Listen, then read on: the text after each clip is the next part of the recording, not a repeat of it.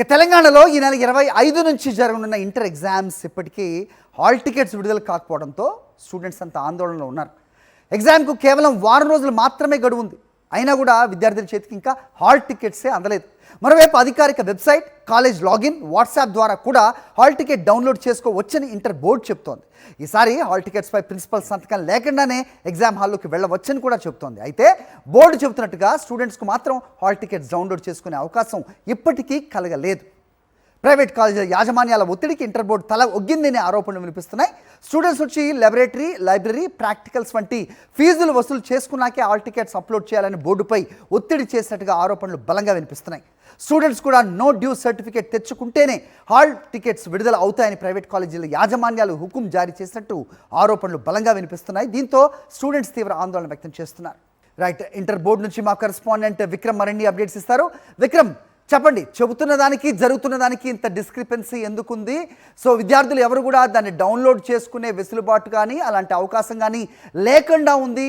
ఇది double game ఇది, ఎందుకంటే డ్యూస్ అన్ని కూడా పే చేసిన తర్వాతే ఈ హాల్ టికెట్స్ ఇవ్వాలనే ఒక ఆర్డర్ ఉంది అనేది స్టూడెంట్స్ చెప్తున్నమాట. ఏంటి మీదకి ఇన్పుట్స్?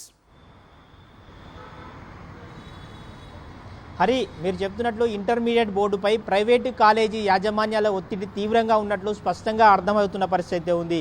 మొదటగా కాలేజీ యాజమాన్యాలతో సంబంధం లేకుండా ఆన్లైన్లో, వాట్సాప్లో కూడా హాల్ టికెట్లను డౌన్లోడ్ చేసుకునే వెసులుబాటు కల్పిస్తామని చెప్పి ఇంటర్మీడియట్ బోర్డు ప్రకటించింది. కానీ ఇప్పటి వరకు కూడా పరీక్షలు ఇంకా వారం రోజుల గడువు మాత్రమే ఉంది. తెలంగాణలో దాదాపుగా 10 లక్షల మంది విద్యార్థులు, ఇంటర్ మొదటి సంవత్సరం 5 లక్షలు, అదేవిధంగా సెకండ్ ఇయర్లో 5 లక్షలు, దాదాపుగా 10 లక్షల మంది విద్యార్థులు పరీక్షలు రాయాల్సి ఉంది. ఈ నేపథ్యంలో పరీక్షలకు వారం రోజుల గడువు మాత్రమే ఉంది. ఈ నేపథ్యంలో విద్యార్థులను కొంత టెన్షన్కు గురి చేస్తున్న పరిస్థితి ఉంది. ఇంటర్ బోర్డు అధికారులు ఇప్పటి వరకు కూడా ప్రైవేటు కాలేజీ యాజమాన్యాలకు మాత్రం లాగిన్ ఇచ్చి ఇక్కడ విద్యార్థులకు మాత్రం డౌన్లోడ్ చేసుకోవడానికి వెసులుబాటు ఇంకా కల్పించలేదు. మరో 2 రోజుల తర్వాతనే విద్యార్థులకు డౌన్లోడ్ చేసుకునే వెసులుబాటు కల్పిస్తామని చెప్పి ఇంటర్మీడియట్ బోర్డు అధికారులు చెప్తున్న పరిస్థితి ఉంది. ఇప్పటి వరకు మనం చూసుకోవచ్చు, దాదాపుగా 10 లక్షల మంది విద్యార్థులు అయితే ఒక టెన్షన్ వాతావరణంలో ఉన్నట్లు స్పష్టంగా అర్థమవుతున్న పరిస్థితి ఉంది.